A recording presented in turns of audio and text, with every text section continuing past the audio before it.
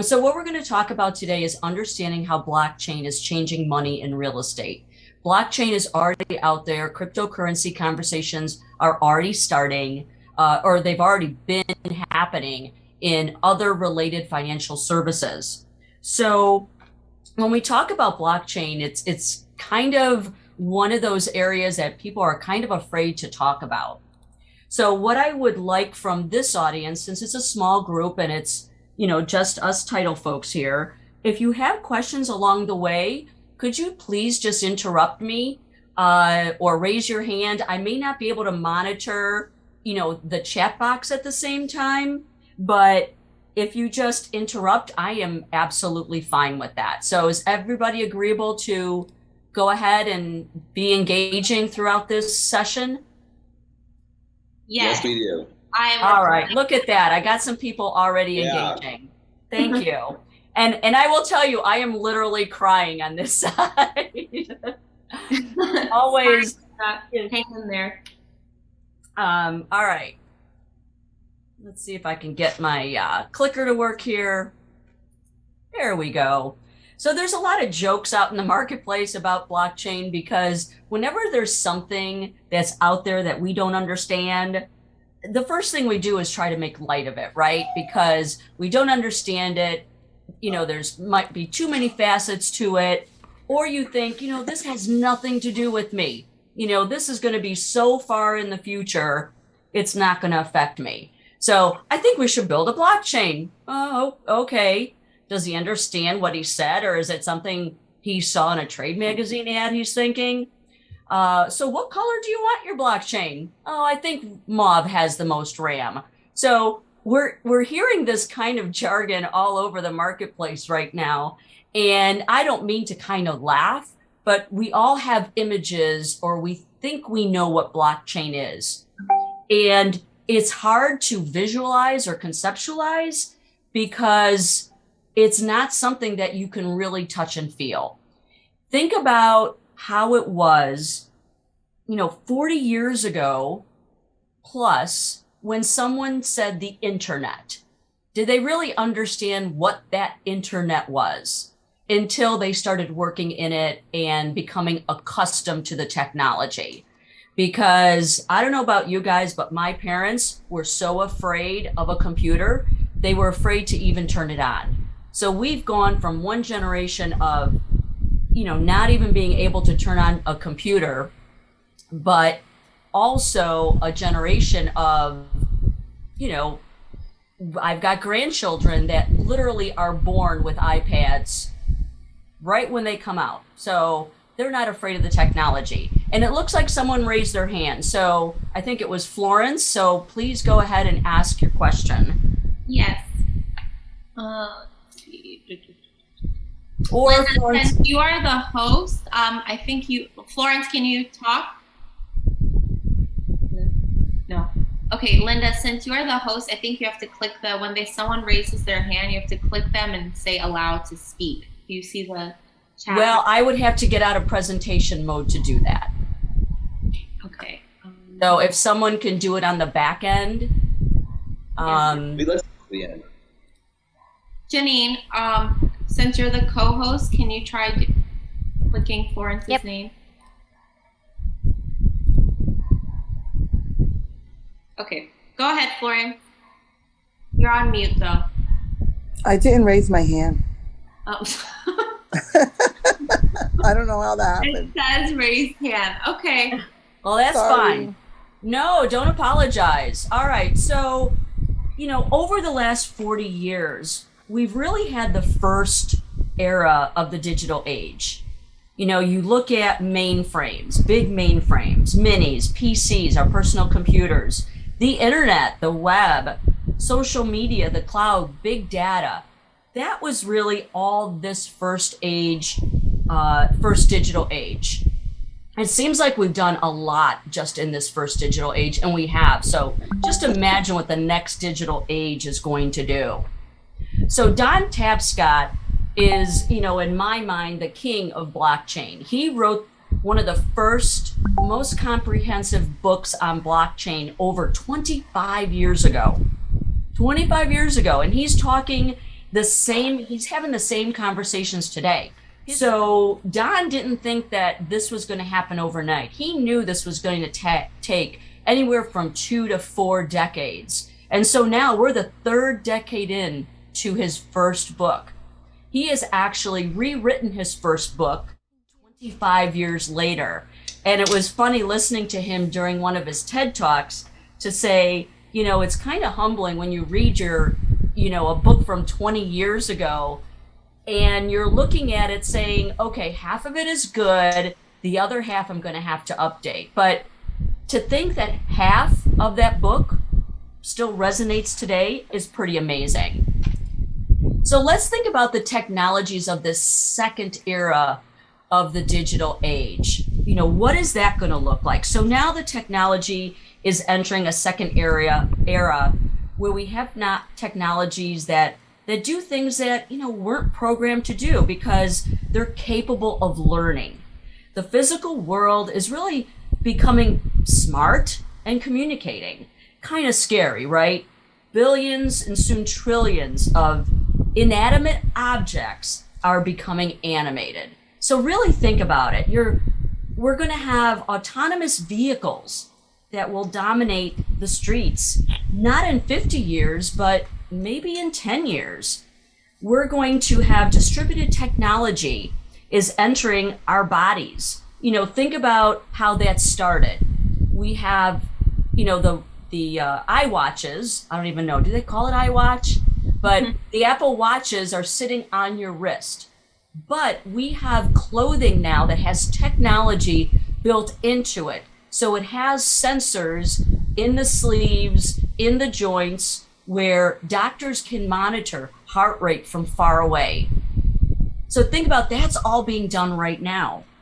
I used to joke when my kids were little, just so you know, I have 6 children and they're all millennials. So their ages 26 to 38. And I used to, tease them all the time because we had a couple dogs and we had the chips in them, so if they run away, we can find them, right? And I used to always warn my kids, if you behave badly, we're going to put a chip in your arm. But now that's not really a joke. Things are happening like that. They may not be under the skin, but they're on top of the skin. So we're going to go beyond that very quickly. Think about Apple tags. I mean, now my grandkids have Apple tags on their wrists. So God forbid something happens at a park, we can find them. So we're going to hear from the world's leading thinkers about robotics and drone technology infusing itself into everything, every business process, every organization. And I've also become convinced that, the founding and the foundational technology for this second era is the underlying technology of cryptocurrencies and blockchain. Pretty crazy, right? So why am I talking about all of this? Well, because I'm really trying to, Florence really likes to raise her hand and she doesn't even know how she's doing it. But that's okay. It's keeping me engaged as well, Florence. So why am I doing this? I'm trying to kind of lay the foundation of how blockchain is really not separated, but connected to everything that we're doing. So right now we're really in the internet of information. We've had this internet of information for a long while and it's centralized. So when I send you some information, maybe a PDF, maybe a PowerPoint, maybe an email, even a copy of these PowerPoint slides later, I am not sending you the original, right? I'm sending you a copy. So think about that. Everything that we do on the internet right now, in our emails, in this initial digital age, is all a copy of something original. A copy of a photo, a copy of websites, a copy of documents. Email in and of itself is a copy going back and forth. And if some of you use, like Excel spreadsheets and things like that, it gets a little annoying, right? When there's changing in the Excel spreadsheet because we have to go back and forth 100 times. Google Sheets has kind of helped us with that connectivity where items are being changed in that Excel spreadsheet in real time. I'm not sure how many of you actually use Google Sheets or Google Docs. Raise your hand if you have. Yep. Okay, so Janine, I'm sorry, that wasn't Janine. How does it make it easier for you using Google Sheets and Google Docs? I've just found it to be very streamlined. Like on, for example, Google Docs, one thing that I like is anything that you write inside Google Docs automatically gets saved. You can continue adding to it. You can share it with others. And it's just it's very easy. It's very high tech. It's not the same as like a Word document where you're just writing in there. There's much more things you can do with the docs that's technology driven. Yeah, and it's real time, right? Yes. So if you're collaborating with an entire team, and instead of taking that Word document and doing a bunch of red pens and tracking all the changes, the changes are made in real time. But don't you have to trust that other person when they're making that change? Yes. And sometimes that's hard. I mean, I'm I swear, a AA personality. So if something is changed, I'm like, okay, why did he or she change it? What was wrong with the original one, right? How you can check who also, there's like many things you could do. You could check who changed it. You could check what edit was made, what was crossed out. It just shows everything. It's very interesting. Okay, so let's keep that in mind. How you're saying you can track those changes, right? Yeah. So pretend those changes are blocks. Just visualize little tiny blocks of those changes. And each change builds on each of those blocks where you have that real-time document. So just visualize that, and that you'll see as we go on into my slides here.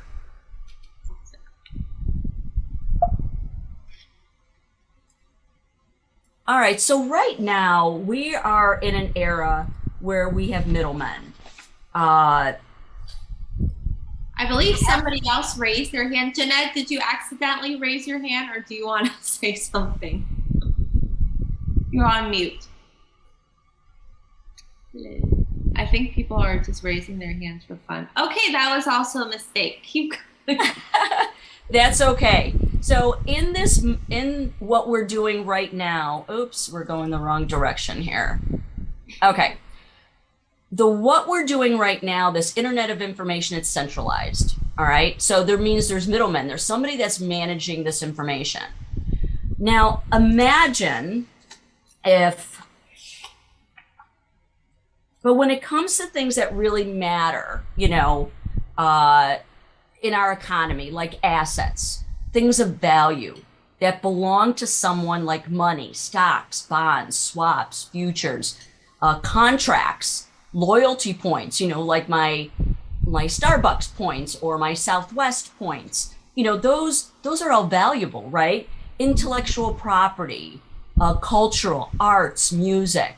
So there's a lot of difference between the Internet of Value and the Internet of Information. This Internet of Information is copies going back and forth.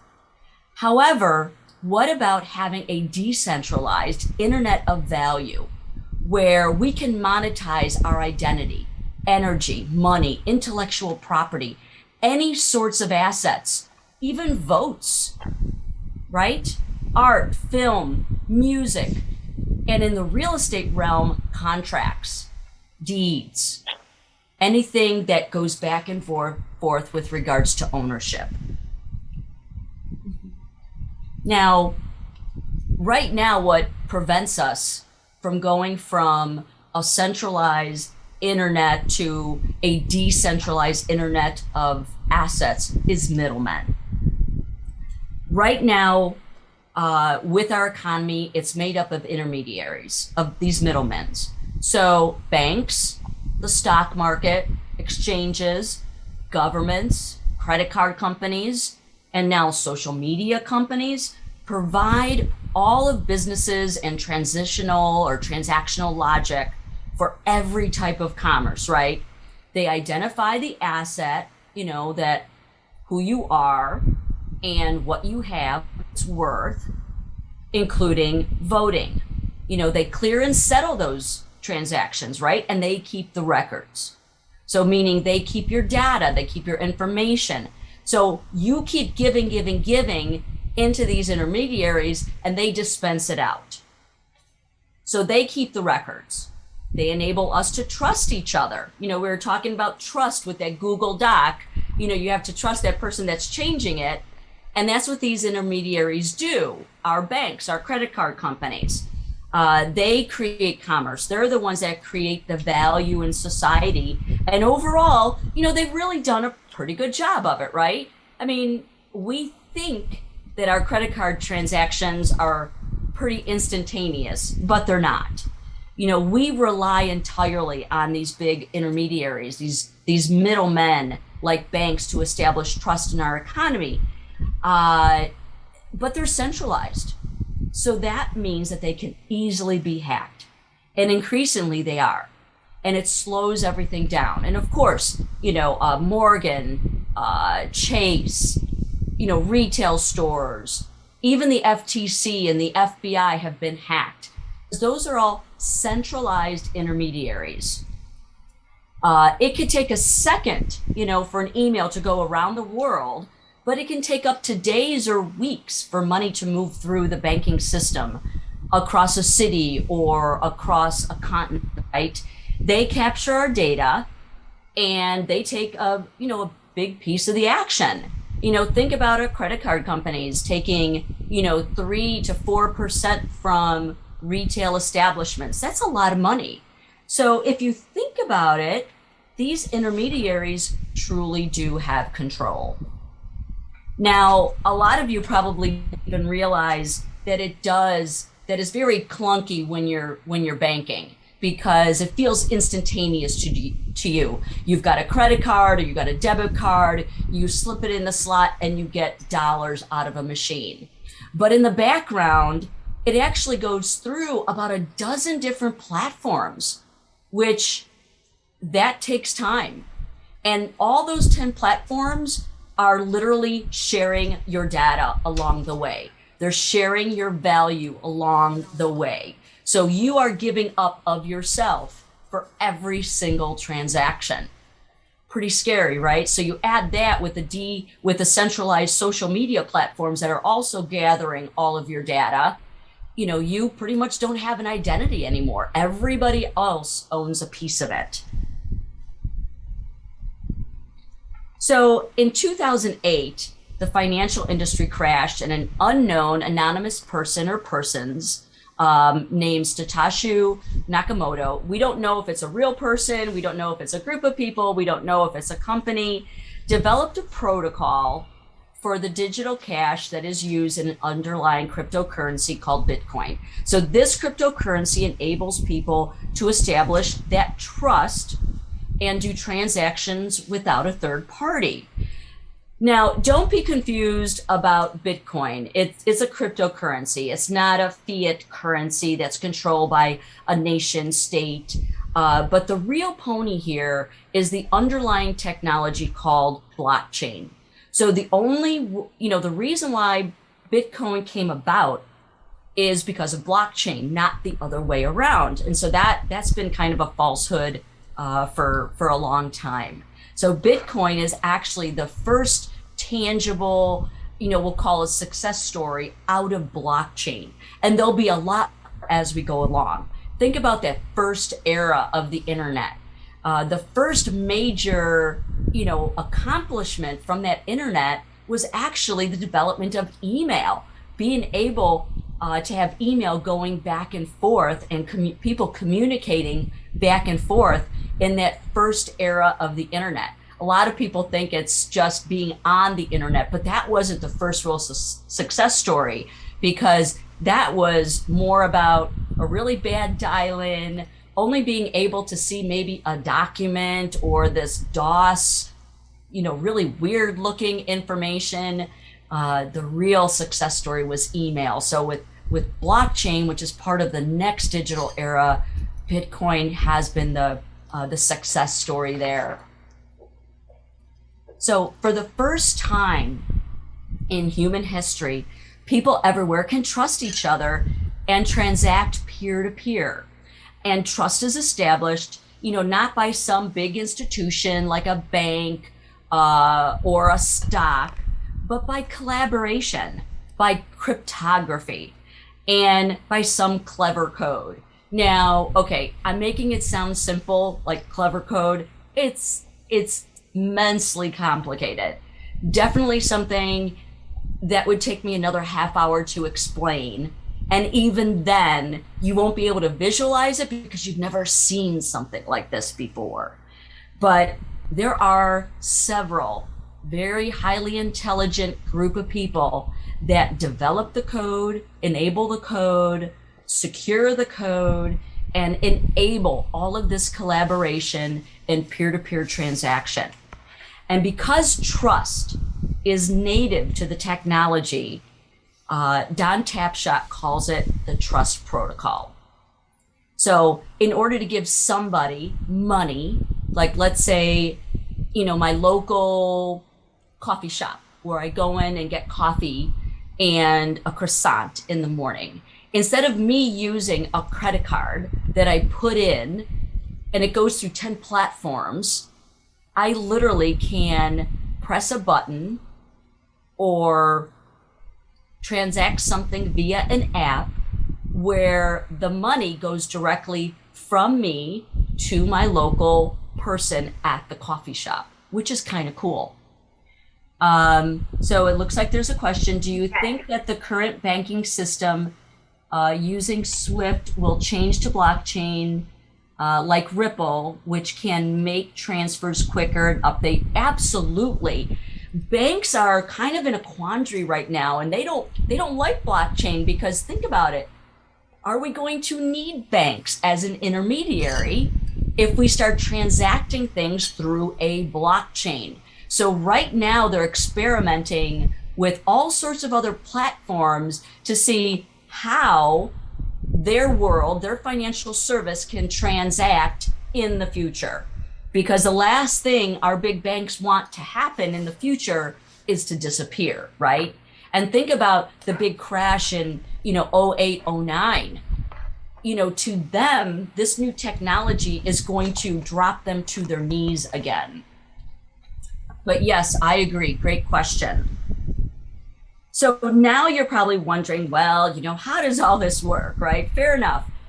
So assets, digital assets, are not stored in a central place. Right now, you're storing your assets in a centralized place. Your money is in a bank, right? So it's in somebody else's hands. If you needed to get to your money, like right away, for whatever the reason, could you get it instantly? Not really. You'd have to get up out of your house, have to go to the bank, or you would have to get online, access a computer, or access some sort of technology to get your money.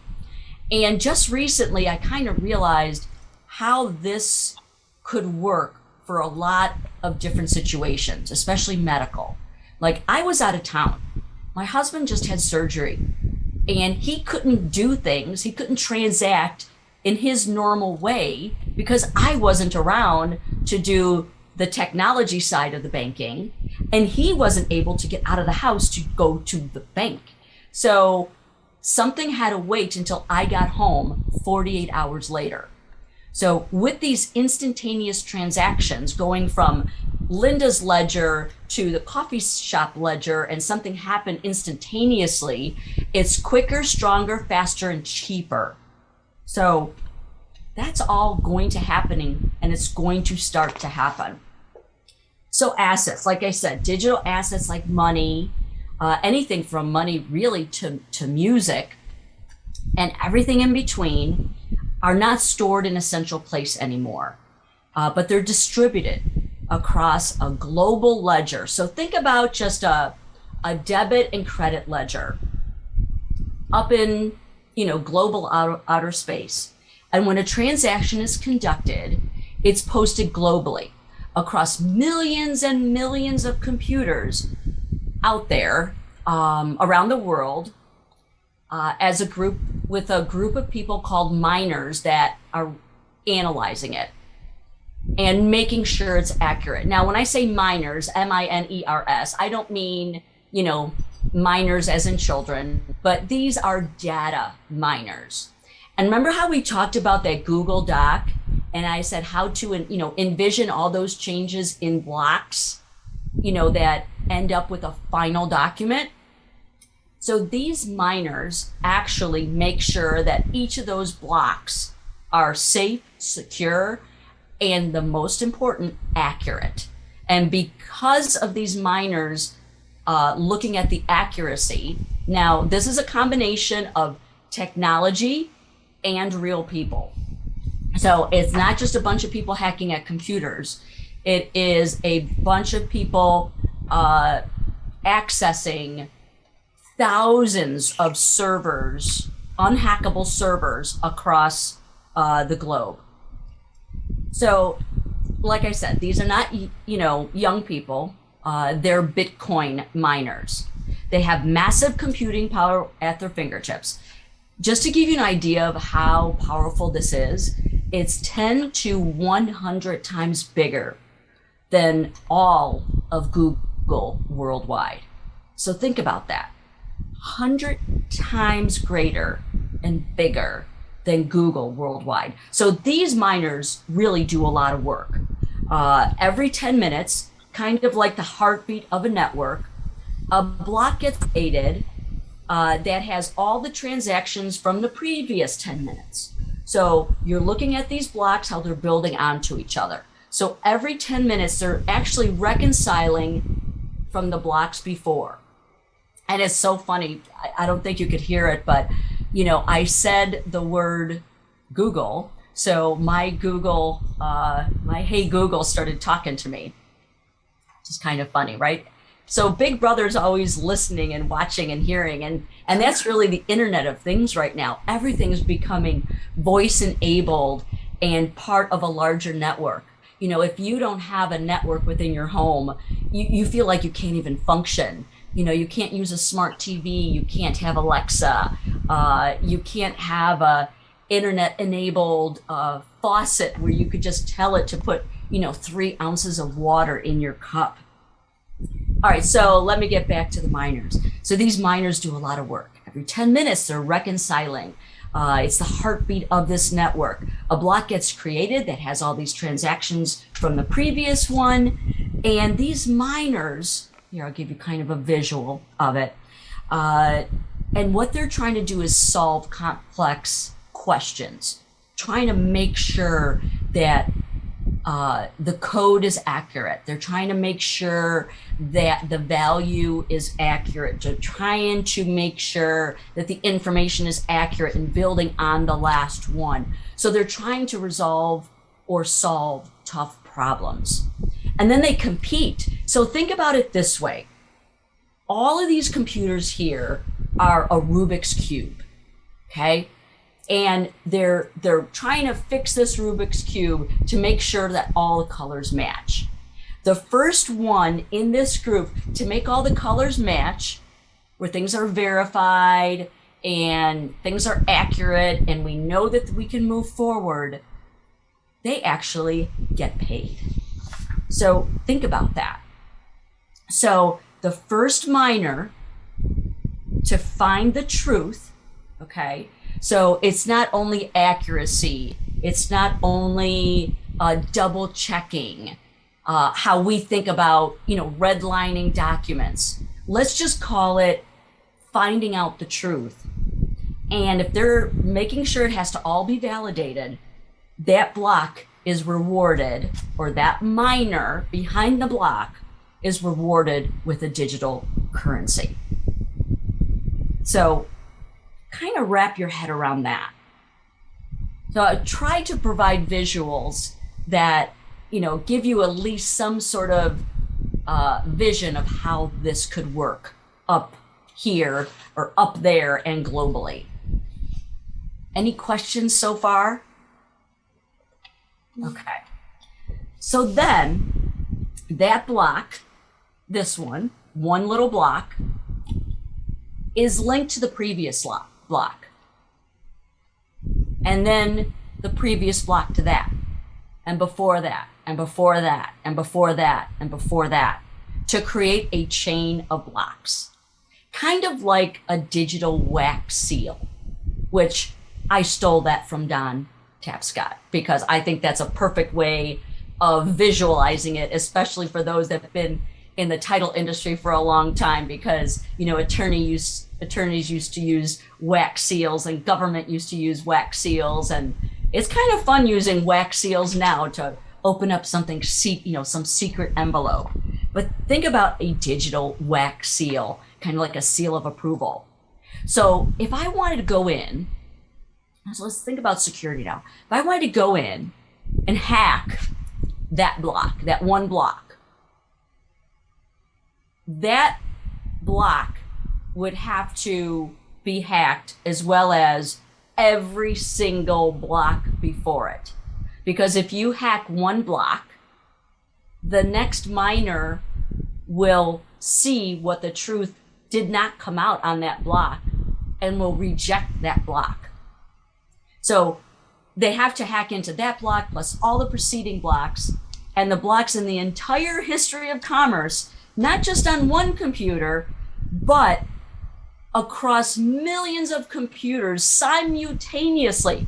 All of those blocks around the world on millions of computers using the highest level of encryption that secures that computer system that today we would have to watch, right? That's how this blockchain works. Right now, that's why banks are easily hackable. That's why our computers are easily hackable. It's one computer. It's not one computer linked to millions of other computers. So that's why so many companies are really looking into this blockchain technology to see how it can transform other areas of their business. I'm just checking time here. All right. So does that give you a little bit of a visual? So, to kind of give it into words, your bank maintains that central database, right? Their ledger for all their customers and all the details on there, storing our account numbers, balances, all of that stuff. That's centralized. Blockchain is decentralized. That's what makes it work. That's what makes it immutable. And that's what makes it virtually unhackable. So the reason why I just added these slides is at least to give you some, verbiage on what it is. So you just have to understand that blockchain is a technology, and Bitcoin is just one possible use for that technology. It's a shared public ledger on these millions of computers worldwide. It's immutable. You can't change it.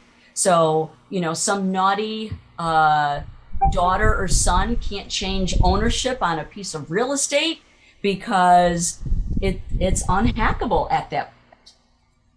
And it's decentralized versus centralized, which makes it safe, which is pretty cool. So what can it do? As we kind of already talked about it. We don't need that third party. We don't need that middleman. It prevents corruption. We do know of corruption. Now, granted, the United States, because we have the government that we have, we don't see that as much, but there are several countries around the globe that the government rule the roost. They can take things away from you just by, a swipe of a signature. And then it can also provide a digital hash of documents. So it's kind of like your digital fingerprint. There's a tamper for documents and data. So you own yourself again. You own your own privacy. The only way that someone gets your data is if you give it to them. Well, right now, your data, everybody else owns it. You don't own it. Pretty scary, right? And unfortunately, it's generations that haven't seen it any other way, for sure. So this just gives you a visual with regards to centralized versus a distributed ledger. Everything going in is centralized. There is no hub. There is no third party with a decentralized ledger. This, I shouldn't have even added this. This makes it look super complicated. And even though it is, it does give you a good idea that transactions could be a lot easier if we did not have a centralized system. And the validation is much better, and people actually get paid to make sure that things are validated and accurate and are the truth, part of that truth protocol. So I added some terms that, we don't have to go over, but when I send you a PDF of this, you'll be able to have it. This way you can kind of get used to some of the terminology. And, this terminology will change. Blockgeeks.com is a really good resource for getting to know what blockchain is and keeping up with it if you are interested in it. So I go from everything from cryptographic hashes to distributed ledger to hash and nodes, oracles, peer-to-peer, all the way down to wallet. So there are some major networks that are already investing and looking into digital assets and blockchain and Bitcoin and everything that's, in this next era of the internet. As you can see, R3 is comprised of a ton of lenders and insurance companies. And why? Because they're probably the most at risk. They're the most centralized units that we have. And then obviously there's investors involved, there's other project people involved, and someone had mentioned Ripple, and there you go, Ripple is on here as well. And they're actually a consortium of companies too. If you look up r3.com, that's another resource to kind of wrap your head around how this technology, may or may not apply to what you are doing. So I'm going to go quickly over this because at least you'll have some of the slides because I don't want to miss any of this. Questions, Linda. Should we Sure. go over it now or okay? No, go ahead and go through it now. So Anthony wants to know who pays the miner. Okay, so that could be any of these companies who are decentralized now. They could be part of that payment structure. A miner is not going to be paid by one person. The miner is going to be paid by hundreds and hundreds of companies working together to make sure that the data and the information is accurate all through the blockchain. So it won't be the consumer. It will be other people. Great question, though. Yeah. Thanks, Anthony. And then we have one more. As we know, nothing is perfect. Yes, Julian. What are the potential cons of such a decentralized system? Okay, so great question, and I'm going to get to it in a couple slides if you don't mind. Of course. Okay, so there's been a lot of hype about blockchain, right? And Bitcoin, people are talking about it. They're asked, you're probably getting questions. Are you guys going to use Bitcoin? Are you going to take Bitcoin? Are you going to, do transactions in a blockchain? Most of those people asking have no idea what they're asking either, because they don't realize how it really works yet. So there's a lot of hype out there, which is great. Let's keep those conversations going. You could read about blockchain. Will the power of blockchain mean the end of title insurance in 20 years? So there's a lot of good articles, some of them maybe not so good. So read them, but take them, don't base an opinion just on that. There are a lot of things that blockchain can remove, but there are a lot of things that blockchain can help us with. I mean, think about the chain of title. Imagine if that chain of title were blocks of title. Mm-hmm. Now, that'd be really difficult to do because unbeknownst to most people, which all of you know, it's very hard to explain what we do, right? But a title search is really not one search, right? It's a ton of different searches. a name search, a tax search, search of different public records, probate, bankruptcy searches, federal tax lien search. It's a bunch of searches. Let's say 5 to 10 different searches. That means it would be 5 to 10 different blockchains all coming together to form a larger real estate blockchain. So we're a long way from that, but little pieces of it can still happen. Kind of already went through that. Record keeping. If we were a country that didn't have title insurance, blockchain could be started right away. But because we already have thousands of, recording offices across the country, all of those offices would have to go into the blockchain system in order for all of these blockchains to talk to each other. So will it happen in the future? Yeah, it will, but it's going to be slow going in the beginning. But there is a lot of research going on right now. So the closing, that could be part of a smart contract, which I do want to get to. There have been pilots, one in Vermont, one in Cook County, Illinois, which I read that whole report cover to cover because it's in my backyard. And it was very interesting. The data that they pulled together was great. I personally didn't like what their conclusion was. It was, again, because most regulators don't understand the true what actually goes into a title policy. But it was good. I mean, and this was several years ago. This was in 2016. There's differences between a title policy versus blockchain. Title insurance, we find errors in public records, unknown liens, illegal deeds. Blockchain can't do that right now. What they can remove is like bribes to change country data, but we're not in an, unimproved country here. Or hacked country recorder databases. They can prevent that. Will these X's turn into check marks in the future? Yeah, they may. Okay. So why title insurance for blockchain? Well, number one, they misunderstand the value of what we provide, right? It's expensive compared to other settlement services. The belief that title insurance is just searching the records and so on and so forth.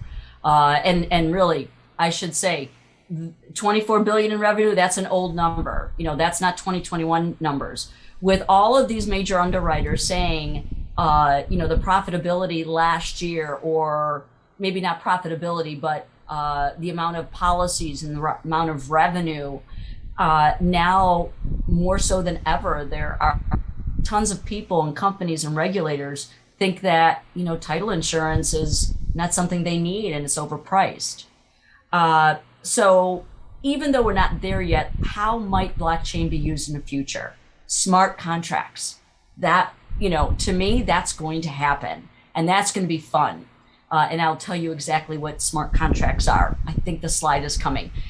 Voting in elections will be part of a blockchain. Supply chain management. Think about all the crazy supply chain issues we have right now.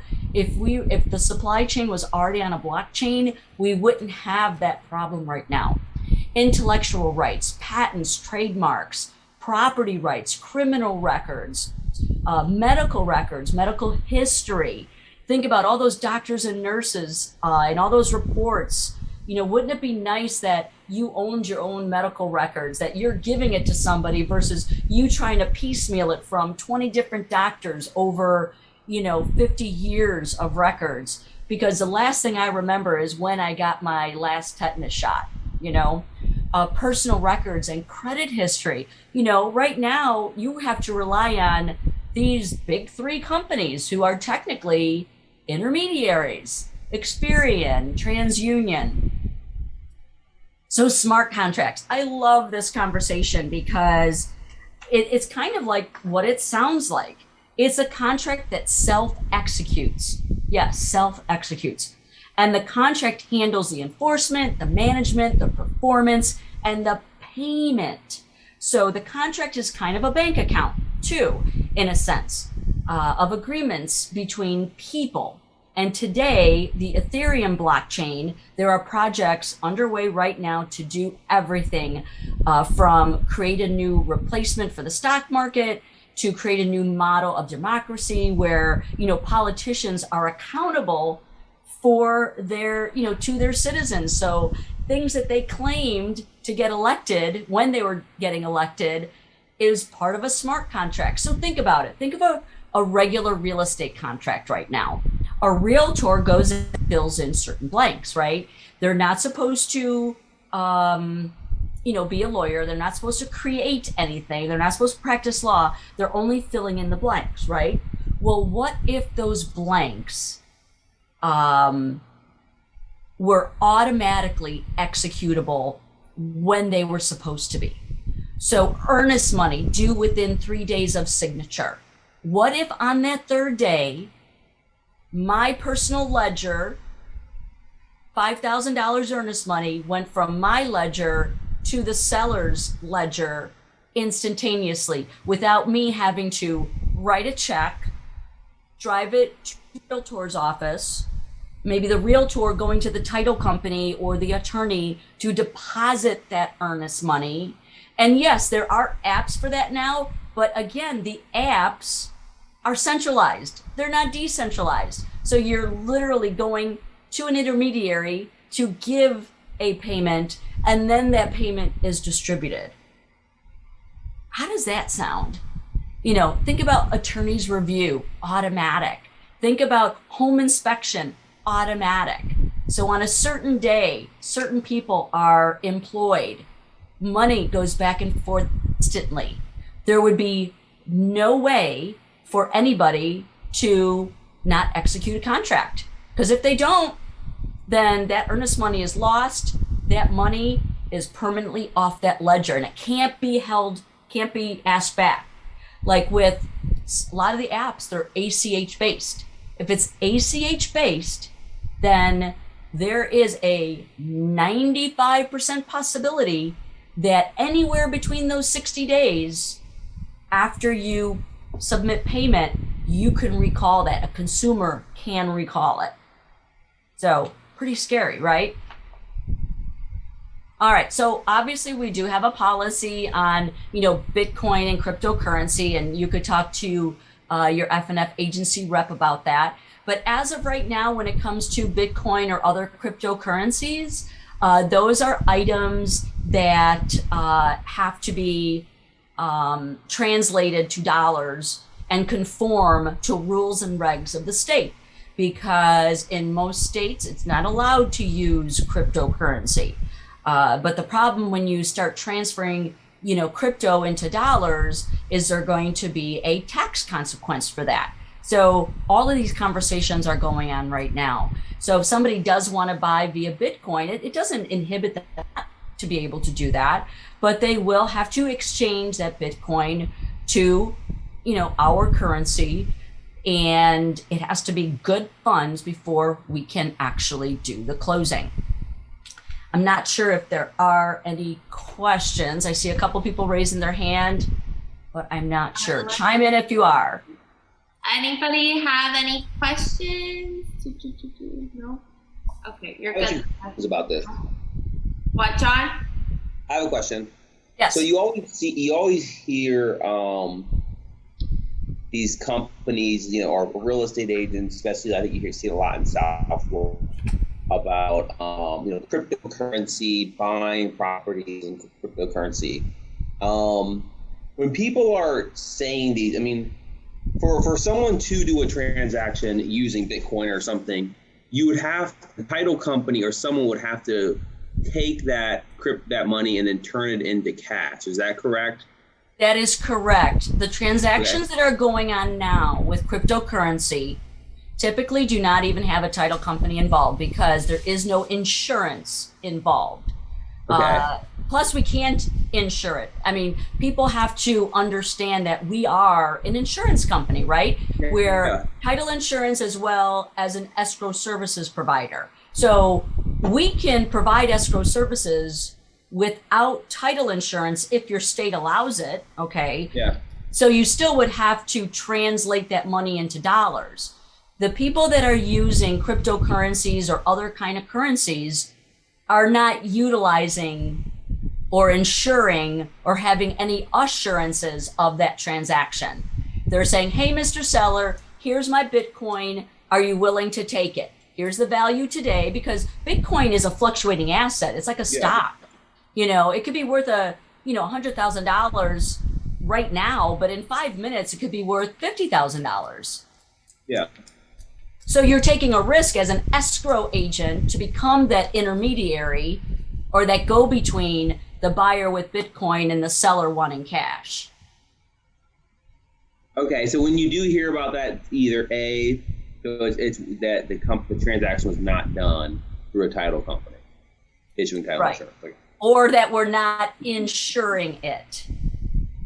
Gotcha. So the transaction could go on the escrow side if it's allowed, but it's not that we're giving any assurances that, okay, the money that you're getting is the money that you should be getting. That has nothing to do with us. We're literally the intermediary between those two, and it's truly not a blockchain, right? It's just using Bitcoin to facilitate a purchase of real property. Gotcha. Okay. That makes sense. That makes sense.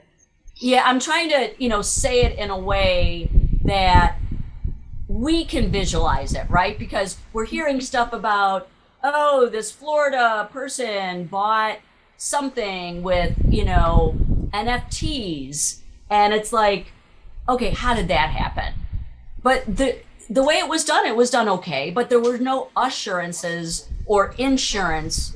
Okay, so this is the Rube Goldberg machine, right? It's a ridiculously complicated machine that does something really simple, right? Like crack an egg or shut a door. Well, it really reminds us of financial services industry, right? I mean, you tap your card at the corner grocery store and a bit stream goes through a dozen different companies, each with their own computer system, some of them being, probably 1970s mainframes, older than maybe some of you all on this call. And then 3 days later, a settlement occurs, right? Because the money really doesn't go from your credit card to an end person. It takes a few days, right? Mm-hmm. And so, well, with the blockchain potential in the financial industry, there'd be no settlement because the payment and the settlement would be same activity. So, think of, Rube Goldberg as a bank. And that's why banks are very, very scared right now and looking into a lot more and, different technologies that are out there. So I'd love to take any more questions that you have. Any questions? Those were all great questions and answers. Well, as you're thinking of any questions, really think about this as, transformation for a prosperous world. It's really going to be a good thing, a great thing. It's, rather than redistributing wealth, we could pre-distribute it, right? But really democratize, I can't talk this morning. First my eye, it must be Friday, right? So wealth is take on a different meaning, and it's really going to change things with regards to socioeconomic levels as well. Because there's a lot of people that don't have money in banks for a lot of reasons. And, how do they transfer wealth? How do they create wealth? Real estate is going to change in the future where, instead of us having a transaction with one buyer and one seller, we're going to be able to maybe just buy portions of a house or a big commercial property. It's really going to be able to bring in mainstream versus having, only the rich buy the high price items. Because right now, as there's a bigger gap between haves and the have-nots. So we see a lot of areas looking at this in a lot of different ways, not only economically, but socially as well. So I hope you all got, some nuggets with all of this. Yeah. I believe Matt has a question. Matt, or is your hand raised a mistake? Yeah, no, it's not a mistake. So I guess in confirmation with a few things that you mentioned. So, and per what John said. So regarding cryptocurrency, it's really not anything in the immediate future as far as transactions with property, as far as we're concerned as a title company. It may happen outside title companies. We could, if somebody said, I've got cryptocurrency, it ultimately get transferred to cash and then moved over to escrow accounts in a normal transaction fashion. And it seems like, as far as blockchain goes, like you mentioned in one of the slides, it all really looks pretty far away because of the disjointed nature of the counties. And those counties have to basically buy into a unified, more or less, platform, the blockchain, in which everybody has to adopt to this before that even becomes a norm within the search element of what we do. Is that exactly? right? Yes, because we're a highly intelligent society and country. We already had, a lot of these checks and balances there. If we're in a country like Honduras, where there is no title and, there's a czar that can take away your property, having your property within a blockchain is a lot easier. We've already have established and unfortunately antiquated systems in, hundreds, if not thousands of individual counties out there. So will it happen little by little? Absolutely. Is blockchain being used in other countries currently? Are they doing that with real estate transactions now? Yes. And it was the old what we would consider third world countries. But mind you, they started with nothing. We already have, how many tons of systems already going around. So first it all has to get reconciled. Everybody has to be on the same page. It's going to take a while. Okay, thank you. You're very welcome. Any other questions? I think somebody asked what is Cash App? And that seems instantaneous. I'm trying to look to see Cash App. It's like so from what I know, it's like a money transfer. It's a money transfer, like real-time payments. It's a form of real-time payments. Yeah.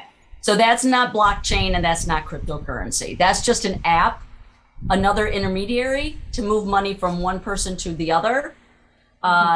It seems instantaneous, but most of them still are ACH based and not 100% safe and don't adhere to most states' good funds laws. Mm-hmm. Now, that said, as a title company, if you want to utilize those apps, or if a realtor wants to use that apps to gain, get earnest money, that's going to be something that's not insurable because that's all on the escrow side, right? But if you use an app like that, let's say I have $50,000 earnest money because, earnest money has really gone up because, all the bidding wars going on. So I'm buying a $250,000 house. I probably overpaid for it, because of all the negotiations. It's a $200,000 value. I paid $250,000. I had to give $50,000 earnest money. I went through an app, gave my money to my realtor. The realtor transferred it at closing. The seller wanted to close in 3 weeks, able to do it. Well, they move in, they don't like something, and they figure out that they can actually recall that ACH or their $50,000 because they used was ACH based, and they have up to 60 days to recall it. So imagine how that's going to screw things up. Mm-hmm. So that's why we do not recommend those apps. We don't say not to use them for title companies or realtors or lenders, not lenders, but attorneys. But beware that they are still recallable. The only two things that are not recallable are a physical check. Yes, a physical check, or a FedNow wire. Those are the only two things. Okay, and then one last question, and we got to wrap up here, guys. Julian asked, Matt touched on this a bit, but is risk of devaluation a big time limiting factor in really taking off? And because of the different cryptocurrencies, is it possible for it to ever have a steadier value? It will probably never have a steadier value because that's the appeal of some of this cryptocurrency. It is a stock, it's a fluctuating asset. There's not going to be a fixed rate crypto because it goes against what crypto is. If you want something that's fixed, then you'll have a government backed currency like the dollar bill, like the euro. So as of right now, there's only two types of quote currency, government backed or a fluctuating asset. Does that make sense?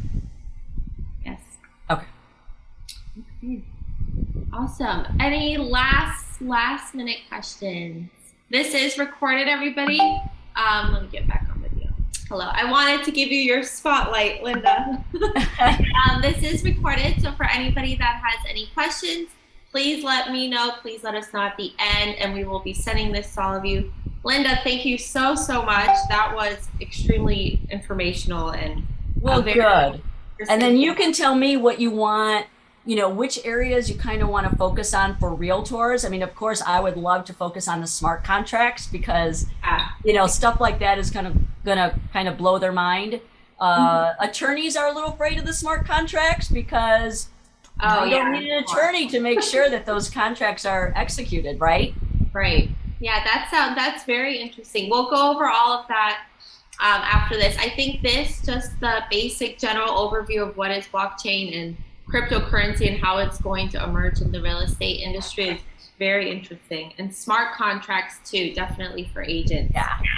All right, great. Well, you all have a great day, and thank you for having me. And hopefully Terrence wasn't too embarrassed about recommending me.